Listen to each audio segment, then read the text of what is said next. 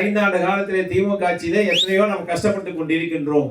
ஆக ஒரு 15 நாட்கள் 20 நாட்கள் நாம் கஷ்டப்பட்டு நம்முடைய அண்ணன் எடப்பாடி ஆட்சியை கொண்டு வந்து விட்டோம் என்று சொன்னால் இனிமேல் திமுகவுக்கு எதிர்காலமே இல்லை என்ற நிலைமையை அண்ணன் அவர்கள் உருவாக்கி காட்டுவார்கள்.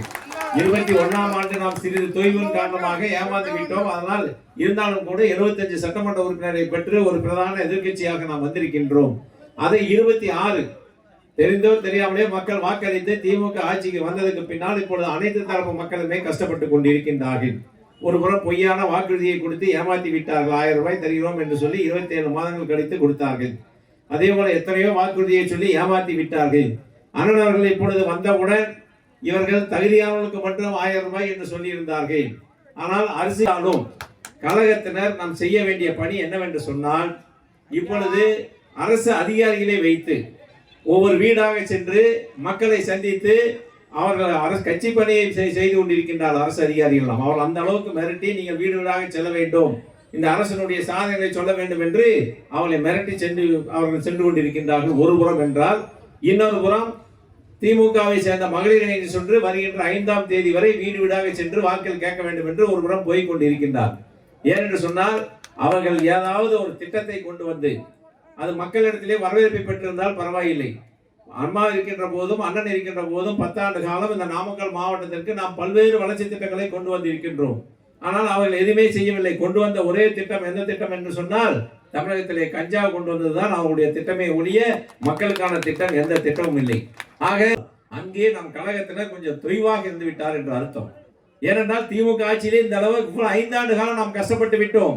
இன்னும் ஒரு முறை கஷ்டப்பட்டு அண்ணன் எடப்பாடியாரை முதலமைச்சராக கொண்டு வந்து விட்டீர்கள் என்று சொன்னால் இனிமேல் திமுக தலையே தூக்காது என்ற நிலைமை அண்ணன் அவர்கள் உருவாக்கி காட்டுவார்கள். இது திமுகவுக்கு முடிவை எழுதுகின்ற தேர்தல் என்றை மட்டும் நீங்கள் அதிமுக மனதிலே வைத்துக் கொள்ள வேண்டும். ஏனென்று சொன்னால் இன்று திமுகவை பொறுத்தவரை மக்கள் திட்டங்கள் எதுவுமே கிடையாது. பணபலம் அதிகார பலத்தை வைத்து எப்படியாவது வெற்றி பெற வேண்டும் என்று நினைத்திருக்கின்றார்கள். ஆனால் மக்கள் பலம் அனைத்து இந்திய அண்ணா திராவிட முன்னேற்ற கழகத்திலே இருக்கிறது என்பதை மட்டும் ஒவ்வொரு தொண்டனும் புரிந்து கொண்டால் இந்த இயக்கத்தை யாராலும் தோற்கடிக்க முடியாது. ஆக வருகின்ற காலத்திலே இந்த இயக்கத்தை பொறுத்தவரை 26ஆம் ஆண்டு என்பது மிக மிக முக்கியமான தேர்தல். இந்த மிக மிக முக்கியமான தேர்தல் நாம் மீண்டும் ஆட்சிக்கு வருவது மட்டுமல்ல, திமுகவிற்கு இதோடு எதிர்காலமே இல்லை என்ற நிலைமையை உருவாக்குகின்ற தேர்தல் என்பதை மட்டும் நீங்கள் மனதிலே வைத்து செயலாற்ற வேண்டும் என்று கேட்டுக்கொள்கின்றேன். அது மட்டுமல்ல, இருக்கின்ற பேரூராட்சியாக இருந்தாலும் சரி, ஒன்றியமாக இருந்தாலும் சரி, எந்த பூத்திலே அதிக வாக்கில் இரட்டை இலம் பெற்று தருகிறதோ அந்த பூத்துடைய பொறுப்பாளர்களுக்கு ஒரு மோதிரம் அறிவிக்கப்பட்டு நான் தயாராக இருக்கின்றேன். ஆகையால் அத்தனை பேருமே எங்கள் பூத்திலே இரட்டை இலை சின்னம் தான் அதிகம் பெறும் என்ற அந்த வாய்ப்பை நீங்கள் அதிகமாக பெற்று தர வேண்டும். 1,26,00,000 மனங்களை வென்ற தந்தி டிவி யூடியூப் சேனல். தவிர்க்க முடியாத தம்ப்நெயில்ஸ், கலக்கலான கான்டென்ட்ஸ்.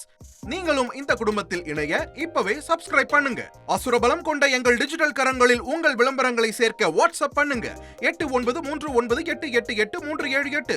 Email advtanditv@dttv.in.